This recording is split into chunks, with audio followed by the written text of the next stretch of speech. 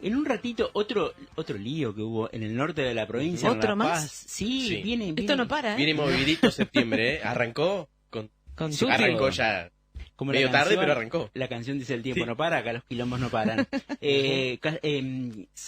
Bruno Sarubi, el intendente de La Paz, se despachó con todo. En un ratito vamos a escuchar ese audio. Pero ahora está en comunicación con Radio Plaza Alejandro Canaipa. Alejandro Canaipa es el presidente de la Asociación de la Magistratura y la Función Judicial de Entre Ríos, a quien saludamos. ¿Cómo va, Alejandro? Hola, buenas tardes. ¿Qué tal, Ricardo? Buenas tardes. Un gusto estar con ustedes.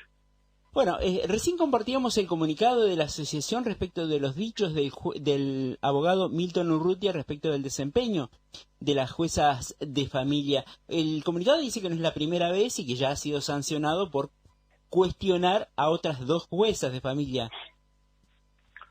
Sí, así es. No es la primera vez que nos encontramos con este tipo de conductas y actitudes. Nosotros en su momento, digo nosotros por la institución, ¿no es cierto? Yo no era presidente en aquel entonces, esto fue alrededor de 2018-2019, se pidió la intervención del Tribunal de Disciplina del Colegio de la Abogacía porque también había ejercido esta suerte de violencia verbal contra 2 juezas de familia de Paraná y bueno, recibió una sanción oportunamente de parte de esa institución.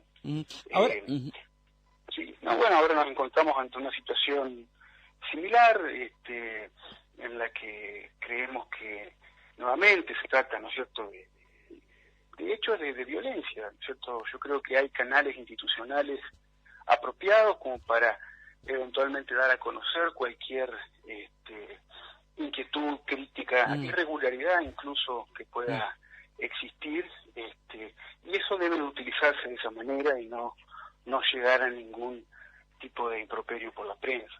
¿Las 4 juezas o alguna de las juezas se puso en contacto con ustedes? ¿La decisión de emitir este comunicado de la asociación es a partir de alguna inquietud de las magistradas?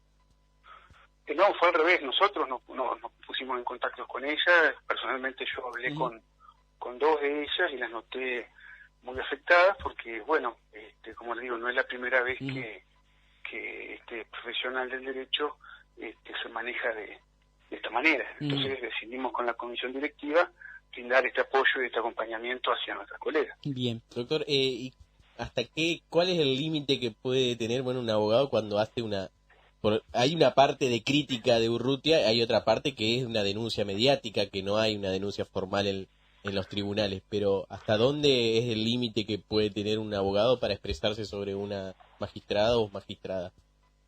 Bueno, es como le decía, críticas recibimos todos y nadie puede ser tan susceptible de no poder recibirlas, tomarlas y construir a partir de esa crítica. Pero el doctor Urrutia le está imputando la comisión de un delito por la prensa a estas juezas de familia, además de otras irregularidades que suenan graves. Entonces me parece que hay canales, cuando no se muestran evidencias respecto de eso, hay canales institucionales para motorizarlas y para hacer que se investiguen. De hecho, lo hemos visto en estos últimos tiempos que se han realizado investigaciones contra funcionarios del Poder Judicial y se ha intervenido prontamente y se han tomado decisiones duras y difíciles, pero que obviamente nos ponen a todos en el pie de igualdad en el que tenemos que estar con el resto de la ciudadanía. Y acá lo mismo, si de repente se advierte que existe alguna irregularidad o alguna crítica que merezca ser investigada o merezca ser tomada, debe hacerse por los canales correspondientes y no de esta manera. Bien, justamente usted ponía el pie respecto de lo que está pasando en el Poder Judicial de Entre Ríos. El hecho más reciente y el de mayor impacto es la situación de la suspendida jueza de familia de Diamante, Josefina de Tinot, donde se presumen que son hechos gravísimos. ¿Cómo impacta en el resto del funcionariado y en la justicia misma este tipo de hechos? Bueno, lo más importante, me parece a mí, es un poco lo que traté de esbozar, es decir, hay críticas, hay situaciones que son atendidas por quienes ejercen, en este caso la superintendencia, al advertir casos graves. Yo concretamente, como acá intervino el Tribunal de Superintendencia, no conozco específicamente cuáles son las causas. Sé que ha habido denuncias de trabajadores del juzgado, y que a partir de ahí se han intervenido, y que derivó en la forma que derivó, que conocemos todos.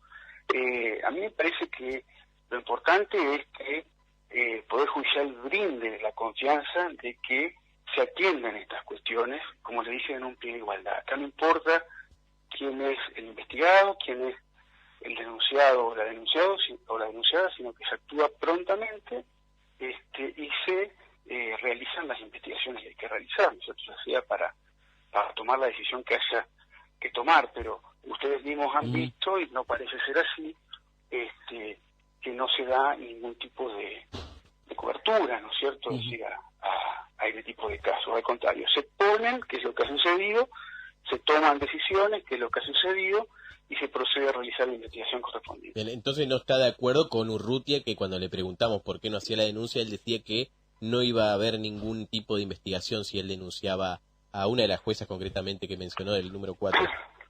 Mire, los ejemplos, por supuesto que no estoy de acuerdo, pero los ejemplos se han dado en los últimos 10 días, es decir, han tenido 5 funcionarios que por distintas situaciones, por supuesto situaciones muy, muy diversas, ¿no es cierto?, han sido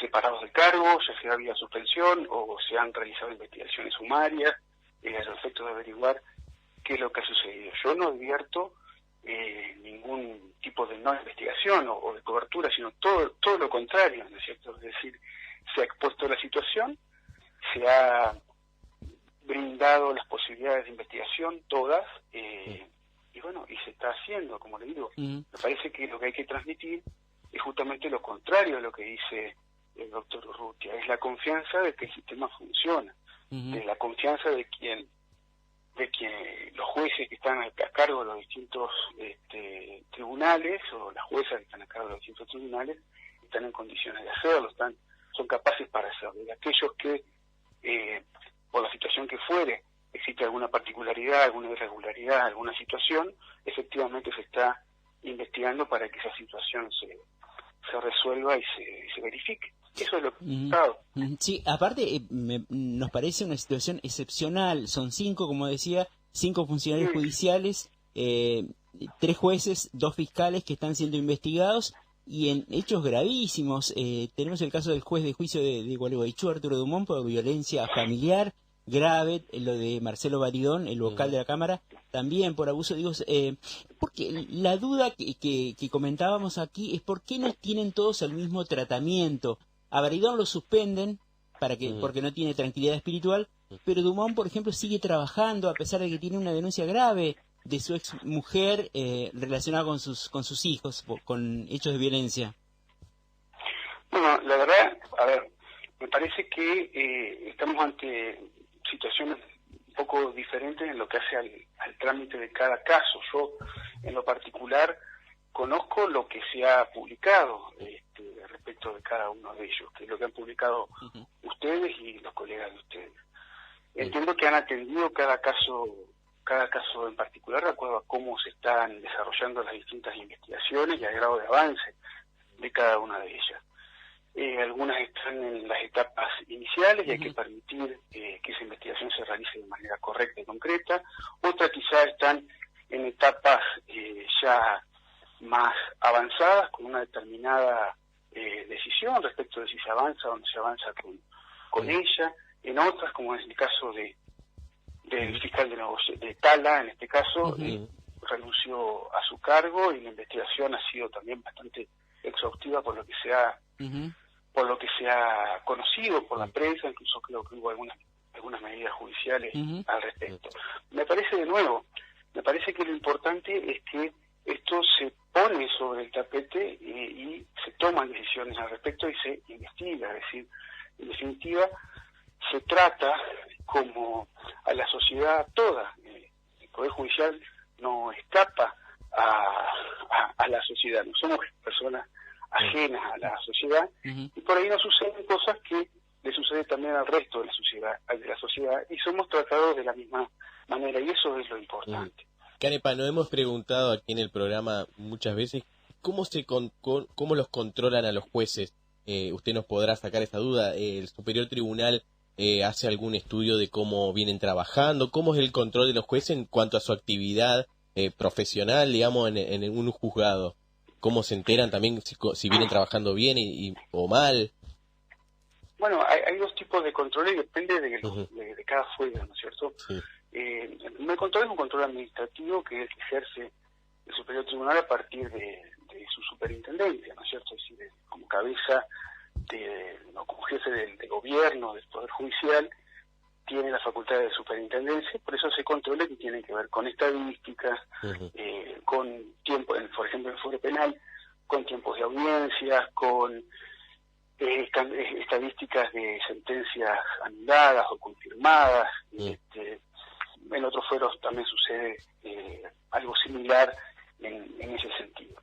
Y luego está el control político, que es el control constitucional. Cuando yo hablo de control político, hablo de control constitucional a través del jurado de enjuiciamiento, en donde ahí ante cualquier inconducta o cualquier conducta que se entienda como inconducta, nosotros somos sometidos a un proceso de investigación para que justamente esa conducta se evalúe si está dentro de los cánones normales de nuestra función. Y ese organismo, que es el Tribunal de Jury y Enjuiciamiento, está integrado de manera plural por distintos sectores, no solo el Superior Tribunal, sino también el Colegio de la Abogacía y representantes de ambas cámaras legislativas, y tiene un proceso determinado en donde está la posibilidad, obviamente, de hacer los descargos pertinentes y las investigaciones pertinentes también para llegar a analizar esto que yo le comentaba.